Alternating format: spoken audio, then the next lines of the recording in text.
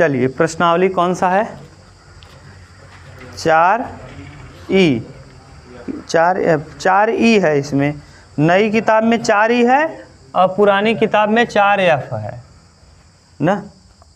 देखो ई वाले में आप लोगों को क्रैमर विधि से समीकरणों को हल करने का पढ़ा रहे थे कि किस तरीके से हम समीकरण को क्रैमर विधि से 3 चरों वाले रैखिक समीकरण को क्रैमर विधि से हल करेंगे। क्लियर, यही बता रहे थे। इसमें से आप लोगों को एक सवाल बता दी थी, क्वेश्चन नंबर 22। आपको हमने कहा था 23-24 आप करिएगा, नहीं आएगा तो हम फिर से रिपीट कर देंगे।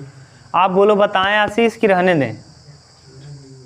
हाँ आ गया था, आपको आए थे कि नहीं? कल नहीं आए थे। चलो एक देख लो, सब लोग देख लो, 23 नंबर और देख लो, क्वेश्चन नंबर 23। आशीष आप बताना 23 नंबर दिया क्या है भैया, x + y + z बराबर कितना, बराबर 6 ना जी। और दूसरा है x बराबर 10, 2x अच्छा 2, हाँ z बराबर 1। देखिए आप चाहें तो कक्षा 10 में जो आपने सीखा है उस तरीके का उपयोग करिए और हल कर लीजिए, तब भी इस प्रश्न का हल हो जाएगा। ऐसे आप करिए क्या, y को कटा दीजिए, हाँ विलोपन विधि लगा दिए, माइनस कर दीजिए, समीकरण 1 और 2 को क्या कर दीजिए, तो ये वाला और ये वाला कट जाएगा, ये दोनों क्या होगा, जुड़ जाएगा। 2y बराबर आ जाएगा 4, तो y बराबर आ जाएगा 2। डायरेक्ट पता चल जाएगा, समझ रहे हो ना आशीष। देखो डायरेक्ट इसको घटा दो तो ये x से x कट जाएगा, z से z कट जाएगा, y की जगह माइनस है तो माइनस माइनस प्लस हो जाएगा। यहाँ आ जाएगा 2y और 6 में से 2 जाएगा 4, 2y बराबर 4, तो y के बराबर कितना 2 आ जाएगा। यहाँ से आप कटाना चाहो तो यहाँ से देखो z से z कट जाएगा, y से y जोड़ देना। जब समीकरण 1, 2 और 3 को जोड़ोगे तो z से z और y से y कट जाएगा, 3x हो जाएगा। 3x बराबर 3 तो x बराबर 1। अगर x का वैल्यू 1 आ गया और y का वैल्यू 2 आ गया तो z यहाँ से निकाल लेंगे, x का 1, y का अभी निकाले थे 2, 2 और 1 3, तो z का वैल्यू 3 हो जाएगा। तो यानी तुरंत सब कुछ आप समझ गए। ये कक्षा किसका उपयोग करके, 10 का ना, लेकिन इस तरीके का कहेगा नहीं, आपको कहेगा क्रैमर विधि से हल करो। तो क्रैमर विधि से हल करने के लिए 3 चीज़ें आपको निकालनी रहती हैं। सबसे पहले आपको निकालना रहता है d, उसके बाद निकालना रहता है dx, उसके बाद निकालना रहता है dy, उसके बाद निकालना रहता है dz। d, dx, dy, dz। अगर 3 वेरिएबल वाला है तो dz तक निकालते हैं, अगर 2 ही वेरिएबल वाला है तो dx और dy निकाल करके छोड़ देते हैं। क्लियर। तो d कैसे, यही अब इसमें देखो दिक्कत क्या आएगी, तब सब पूछेंगे सर जी इतना आसान है, तो दिक्कत क्या होगी, लिखने में दिक्कत है।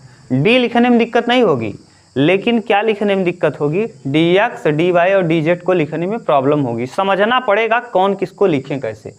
तो d एकदम आसान है। d कैसे लिखोगे आप, देखो d बराबर हो जाएगा, ये यहाँ है क्या 1, यहाँ भी 1, यहाँ भी 1, इसके बगल में गुणांक कितने हैं 1, 1, 1, यहाँ 1, यहाँ -1 और यहाँ 1, यहाँ 2, यहाँ 1 और यहाँ इसको हल कर लो तो d का वैल्यू आ जाएगा, d बराबर आ जाएगा, देखो 1 लिखेंगे, 1 1 क्या 1, माइनस माइनस प्लस और 1 1 क्या 1 माइनस, सही है, +1 -1 सॉरी -1। अब -1 लिखेंगे तो बताओ क्या आ जाएगा। अब देखो 1 1 क्या 1, -1 और 2 1 क्या 2, -2 और +1। अब 1 लिखेंगे तो ये 1 1 क्या 1 और +2 ना, तो यानी d का वैल्यू आ जाएगा कुल मिला के, ये तो 0 हो जाएगा, 2 1 3, 3 1 क्या 3 +3 और फिर यहाँ भी +3, तो d का वैल्यू आ जाएगा कितना, d बराबर आ जाएगा 6। ये d का वैल्यू आपको पता चल गया। अब अगर हमको निकालना है x निकालना है तो क्या चाहिए जानते हैं, dx बटे d चाहिए।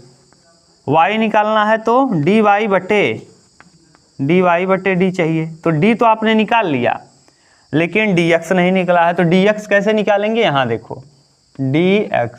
अब x वाला लिखना है तो x को ही छोड़ देना है, यक्स लिखना है तो यक्स को छोड़ना है। सबसे पहले यक्स को छोड़ने के बाद अब देखो यक्स लेंगे, किसको लिख रहे हो यक्स, जिसको लिखो उसको छोड़ दो। और यक्स के बाद डायरेक्ट आता है कौन है, अचर पद, यक्स वाई जेड। ऐसे सीक्वेंस उल्टा चलता है, एंटी क्लॉकवाइज। कैसे चलेंगे, एंटी क्लॉकवाइज। तो इसके एंटी क्लॉक में कौन होगा, पहले 6 होगा, 2 होगा और 1 होगा। उसके बाद किसका नंबर आएगा, y का। y यहाँ कितना है, 1 है, यहाँ पे -1, यहाँ पे 1, और यहाँ z की जगह 1, इस z की जगह 1, इस z की जगह -1। यहाँ से dx निकाल सकते हैं हम लोग। dx बराबर 6 लिखेंगे, 1 1 क्या 1, +1 हो जाएगा, माइनस माइनस प्लस हो जाएगा, -1 हो जाएगा। -1 रखेंगे, ये 2 1 क्या 2, -2 और -1, और +1 रखेंगे, इसको छोड़ेंगे, 2 1 क्या 2 और +1, यानी यहाँ भी dx का वैल्यू आ जाएगा 6। dx का वैल्यू ये 0 हो जाएगा, 2 1 3, 3 1 क्या 3 और प्लस 3 1 क्या 3, 3 3 कितना 6 आ गया। समझ गए। अब dy देखो क्या निकालेंगे, dy।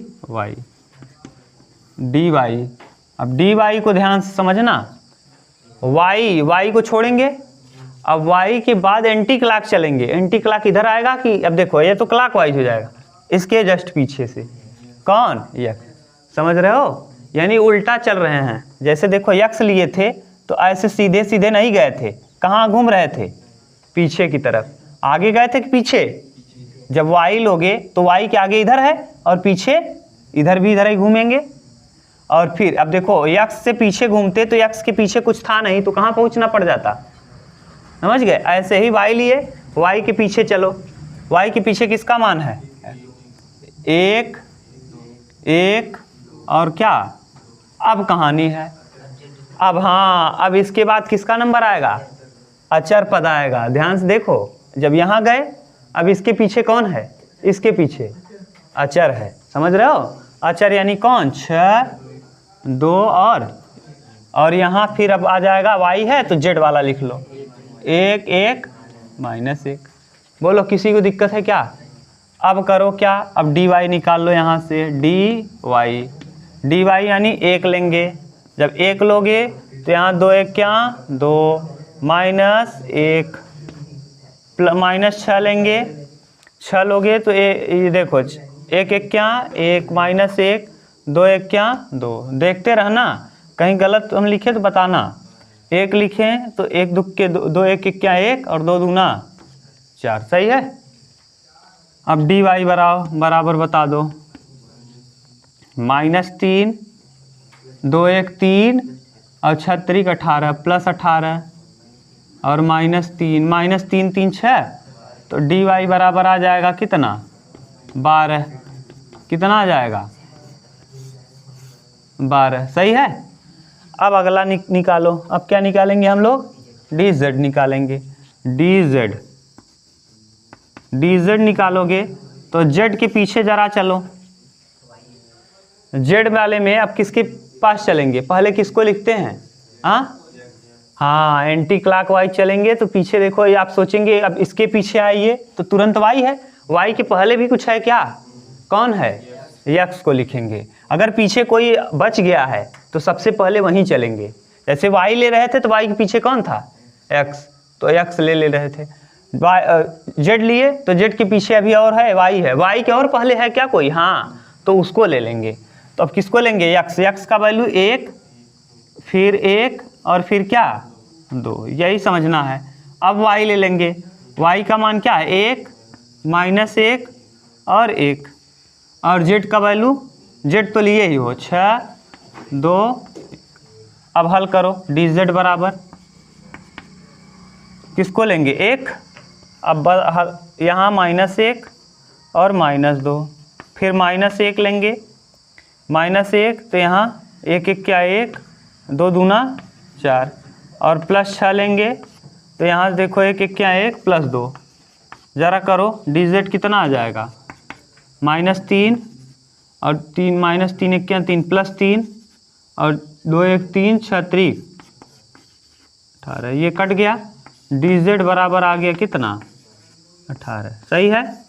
dx पता चल गया, देखो यहाँ dx कितना आया था 6 आया था, dx पता चल गया, dy पता चल गया, dz x का वैल्यू dx बटे x यानी 6/6, dx बटे d यानी 6/6 कितना 1, dy बराबर कितना आया है 12/6 यानी कितना 2, और dz निकालोगे तो z निकालोगे, z बराबर हो जाएगा dz बटे d, dz का वैल्यू 18 और बटे 6 कितना आ जाएगा 3, तो बताओ z बराबर आ गया कितना 3, x बराबर रख के पुट करके देख लो यहाँ फिट हो रहा है। x का मान कितना आया भैया, x का मान कितना आ गया 1 2 और 3, 3 2 5 और 1 6, 6 है, संतुष्ट हो गया। यानी समझ गए, dx निकालने के लिए x के पीछे चलेंगे, x के पीछे कौन है, dy निकालने के लिए y के पीछे चलेंगे कौन है, dz निकालने के लिए z के पीछे चलेंगे, z के पीछे एक और अवयव बच गया है उसको भी लिख लेंगे।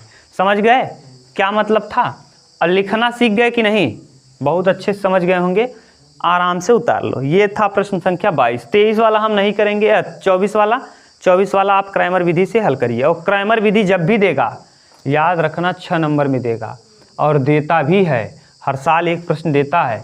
क्रैमर विधि से हल कीजिए, 6 नंबर का है ये प्रश्न, 7 नंबर का, इतना छोटा सा है, 7 नंबर का है। 7 नंबर का क्यों देता है, दिमाग लगाओ, कुछ समझ में आ रहा है क्यों देता है, क्योंकि कुछ लोग इसको लिख ही नहीं पाएंगे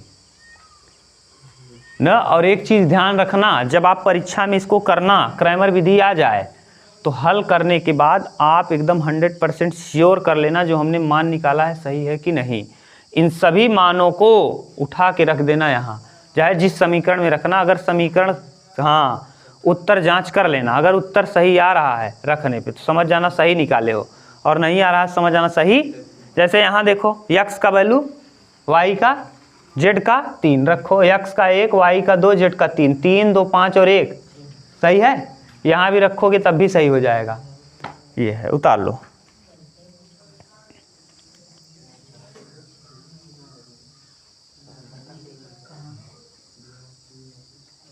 यह 24 वाला आप कर लेना।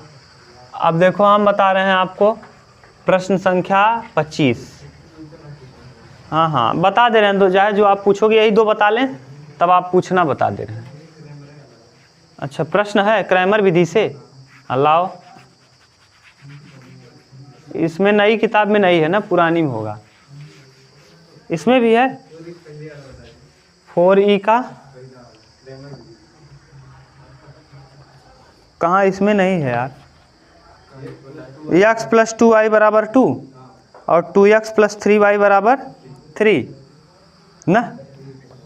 चलो देखो है, दो था वो वाला देख लो, पहला क्या दिया है, x + 2y = 2 है और 2x + 3y = 3 ना। क्रैमर विधि से हल करना है, सबसे पहले हम d लिखेंगे, d बराबर बताओ क्या आ जाएगा, d बराबर 1 2 और 2 3, 3 दूना 6, d का वैल्यू हो जाएगा 3 क्या 3 -4, d का वैल्यू आ जाएगा -1 ना।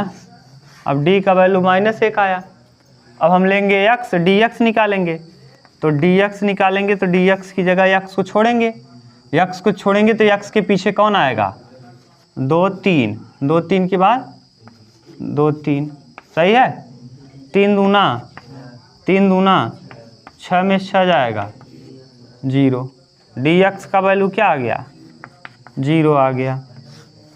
अगला dy बराबर, अब y लिखना है तो y के जस्ट पीछे कौन है 1 2 2 और 3, 3 क्या 3 2 दूना 4, तो dy का वैल्यू क्या आ जाएगा -1। अब -1 आ गया, अगर आप x बराबर निकालना चाहोगे तो dx बटे d यानी dx का वैल्यू 0/1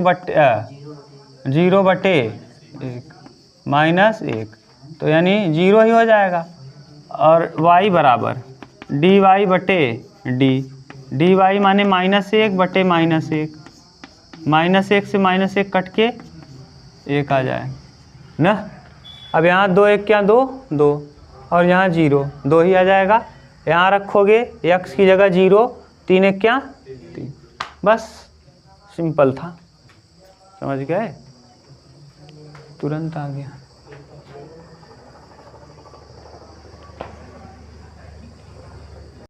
चलो देखो क्वेश्चन नंबर 25। ये 25 और 26 दोनों के दोनों, ये जो अभी बताए थे पहला था, पूछा था आसिफ ने, बता दिया। क्वेश्चन नंबर 25 और 26 मोस्ट इम्पोर्टेंट है ना, इन दोनों में से एक देता ही है। अगर यहाँ से आया शारीरिक से तो इन दोनों में से एक प्रश्न देता है, चाहे इसको दे चाहे उसको दे। देखो कहा है a बराबर आलोक गधा 2 -3 5, बोलो आशीष यार बोलो, हाँ -4 1 1 माइनस, ये दिया है आप भी ए का मान दिया है। कहा है आप भी ए बराबर इतना है, ध्यान से सुनना, इतना है तो ए इनवर्स ज्ञात कीजिए। सबसे पहले क्या ज्ञात करिए, ए इनवर्स ज्ञात कीजिए। ए इनवर्स का प्रयोग करके निम्नलिखित समीकरण निकाय को हल कीजिए, और इसका उपयोग करके समीकरण के निकाय को हल कीजिए। समीकरण का निकाय दिया क्या है, समीकरण का निकाय दिया भैया 2x - 3y + 5z बराबर कितना 11 ना, 3x + 2y - 4z बराबर 5 -5, और x + y - 2z बराबर -3 ना, ये दिया है। देखो ये इम्पोर्टेंट क्वेश्चन है, अगर आप ध्यान से देखो तो आपको गुमराह कर रहा है। क्यों गुमराह कर रहा है जानते हो, यही लिखा है यहाँ 2 -3 5, 3 -2 -4, 1 -1 प्लस है, हाँ +1 और -2, देख लो वही है क्या। और आप अगर याद हो आपको, ये z है 2z, और अगर आपको बढ़िया से याद हो तो ए इनवर्स बराबर आपको एक सूत्र लिखाए हैं, ए इनवर्स बराबर होता है एडजॉइंट ए अपान सारणिक का मान ए, सारणिक का मान ए। और अगर हमको एक्स वाई जेड का वैल्यू निकालना है तो एक्स वाई जेड का वैल्यू कैपिटल एक्स बराबर A inverse B, A inverse B, यही था। जहाँ कैपिटल एक्स क्या था, एक्स वाई जेड था। कैपिटल एक्स का मतलब था एक्स वाई और जेड, और इधर ए इनवर्स बी, तो ए इनवर्स का वैल्यू रहता था, यहाँ ए इनवर्स लिखते थे, और बी बराबर ये है। बी बराबर कौन मानते थे आप, किसको, 11 -5 और -3, इसी को आप मान लेते थे क्या, बी, यही कहलाता था बी। याद है, ये आप जब आप भी विधि पढ़ रहे थे तो आपको ये बताए थे ए इनवर्स निकालने का तरीका, और आप भी विधि से समीकरण को हल करना। तो सबसे पहले आप निकालिए क्या, ए इनवर्स। ए इनवर्स निकालने से पहले हम निकालेंगे सारणिक ए का मान। सारणिक एक बताओ क्या होगा, सारणिक ए बराबर 2 लेंगे ना, 2 दूना माइनस +4, -3 -+ हो जाएगा। ये 3 माइनस में लेते हैं, यहाँ माइनस पहले से प्लस हो जाएगा। ये छूटा 3 दूना 6 -6 +4, और फिर +5, और यहाँ 3 - 2, हल करो, 0 +6, अरे हाँ -6, सॉरी -6 +5, कुल मिला के सारणिक का वैल्यू ए का मान आ जाएगा -1। अब क्या निकालते हैं, इसका मतलब इसका व्युत्क्रम निकलेगा। अब हम निकालते हैं, पहले हम ये निकाल लेते हैं एक आव्यूह ना, सहखंडज आव्यूह। किसका सहखंडज? ए का सहखंड आव्यूह। तो ए का सहखंडज निकालो, ए का सहखंडज। भूलना मत कैसे कर रहे थे, भूल गए क्या आप लोग? हाँ, ए का सहखंडज A11, A11 यानी 2 दूना 4 -4 और +4, ये 0 हो जाएगा। और सम है और 0 के साथ प्लस माइनस लगता ही नहीं, सही है। A12 इसको छोड़ देंगे, 3 दूना -6 और 4 1 +4, माइनस आएगा और यहाँ 2 और 1 3 विषम है, और विषम है तो माइनस आया है तो क्या हो जाएगा? प्लस हो जाएगा। आना चाहिए -2 लेकिन हो जाएगा +2, क्यों? क्लियर?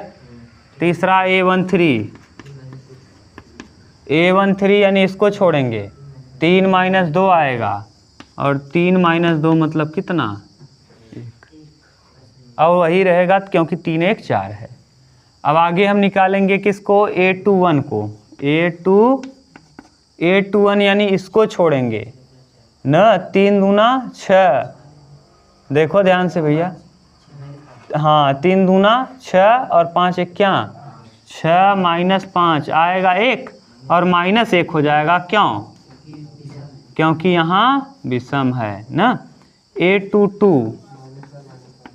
A22 यानी 2 लेंगे तो 2 दूना 4 -4 और 5 1 5, -4 -5 कितना आ जाएगा? -4 -5 बराबर -9।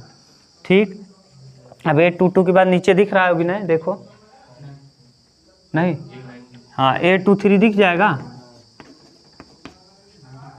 नहीं दिख रहा है, जाने दो, यहाँ लिख लो A23। हाँ A23 यानी इसको लेंगे, ये छूटेगा, 2 1 2 +3, 2 + 3 कितना? 5, और 5 माइनस में लिखेंगे, क्यों? क्योंकि 3 2 5 विषम है। अब इसके बाद A31 लिखेंगे, A31 यानी इसको लेंगे, ऊपर है ऊपर का गुणा, 4 तिहाई 12 -10 आ जाएगा कितना? 2, प्लस में 2 आएगा क्योंकि यहाँ जोड़ने पे प्लस आ रहा है। A32 यानी इसको लेंगे, हाँ -7 -8 -15, 15 8 कितना? 23, +23 हो जाएगा, क्यों? क्योंकि यहाँ 3 2 5 विषम है, आएगा माइनस हो जाएगा प्लस। अब A33 यानी ये लेंगे, इसको छोड़ेंगे, 2 दूना 4 3 3 9, 4 + 9 13, प्लस में ही रहेगा। ये तो आया सहखंडज, ये क्या आ गया?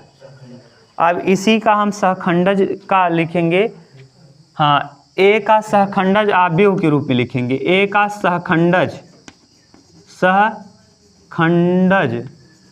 आव्यूह सी, आव्यूह क्या लिख लेंगे? सी। ए का सहखंडज आव्यूह सी बराबर बताओ क्या हो जाएगा? सी बराबर आव्यूह बताना है, बोलो 0 हाँ 2 1 -1 -9 -5 है, -1 -9 -5 2 23 13, ये आ गया क्या? ए का सहखंडज आव्यूह सी। अब इसी सी का परिवर्त निकाल देंगे, इसी सी का परिवर्त निकाल देंगे, तो सी का परिवर्त ही कहलाएगा क्या? एडजॉइंट। सी का परिवर्त ही कहलाएगा एडजॉइंट। इतना उतारो तो सी का परिवर्त निकाल लें, वही कहलाएगा एडजॉइंट, और उसी में भाग दे देंगे ना।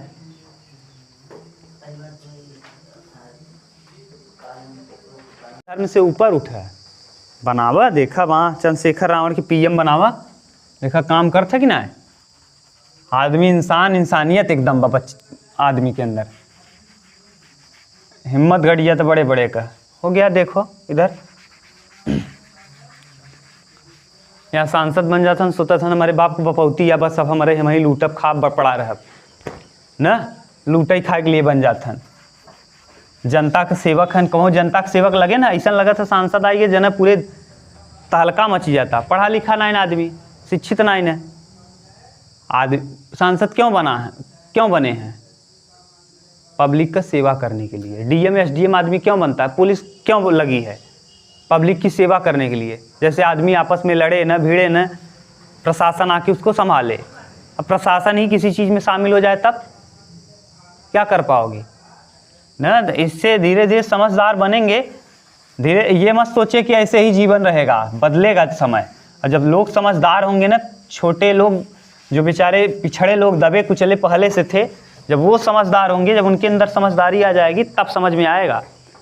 और देखो इसका बदलाव करो सी का क्या निकालिए सी का परिवर्त यही कहलाएगा क्या एडजॉइंट। सी का परिवर्त बराबर एडजॉइंट ए। अब सी का परिवर्त बताओ जरा आलोक। सी का परिवर्त एडजॉइंट ए होगा तो एडजॉइंट ए बराबर क्या 0 2 1 -1 -9 -5 और 2 23 13 ठीक हो गया। अब ये तो आ गया परिवर्तन। अब ए इनवर्स बराबर आप जानते ही हो ए इनवर्स बराबर एडजॉइंट ए अपन सारणिक का मान ए। अब सारणिक का मान आया था -1 याद करो -1 आया था तो ए इनवर्स डायरेक्ट आ जाएगा। ए इनवर्स बराबर -1 से जब भाग देंगे 0 पे कोई प्रभाव नहीं पड़ेगा। ये प्लस हो जाएगा ये माइनस हो जाएगा ये माइनस हो जाएगा ये प्लस हो जाएगा ये माइनस हो जाएगा ये माइनस हो जाएगा ये प्लस हो जाएगा और ये आ गया। बोलो सही है। अब आपको यक्स निकालना है। अब आप आराम से निकाल सकते हो यक्स कैसे निकालते हैं आपको बता दिए हैं। यक्स बराबर होता है A inverse into B. X बराबर ए इनवर्स इंटू बी तो यक्स बराबर ए इनवर्स इंटू बी तो यक्स ए इनवर्स जरा बताओ यहाँ है 0 0 1 -2 -2 9 23 और यहाँ तीसरा -1 5 13 और b बराबर आप लिखे थे भैया समीकरण हमारे पास नहीं है। समीकरण आप यहाँ शायद 11 था ना 11 है उसके बाद -5 है और -3 है यही था b ना। अब गुणा कर लो गुणा करने आपको आता है खूब अच्छे से गुणा कर लो। 0 का 11 में ये हो जाएगा x y z। इस x को हम x y z के पदों में लिख दे रहे हैं। यहाँ से बता दो आप 0 + 11 + 10 ना 0 अरे यार 0 होगा 1 पंचे 5 होगा -5 होगा और +6 होगा +6 ऐसे ही 2 -22 -45 और 23 × 69 -11 + -25 सही है और 13 × बोलो यहाँ क्या आ जाएगा भैया 1 ना। यहाँ 45 5 2 7 4 2 6 5 2 7 और 4 2 6 67 2 आ जाएगा 67 2 69 25 11 5 1 6 3 आ जाएगा 36 36 3 39 प्लस में 3 यानी x का वैल्यू आ जाएगा 1 y का 2 और z का 3। यही किस विधि से हल किया आपने आव्यूह ठीक। ए इनवर्स निकाल के आव्यूह विधि से हल कर लिया। ये प्रश्न इंपॉर्टेंट था देख लेना उतार लो। चलो देखो अब अगला देखो नेक्स्ट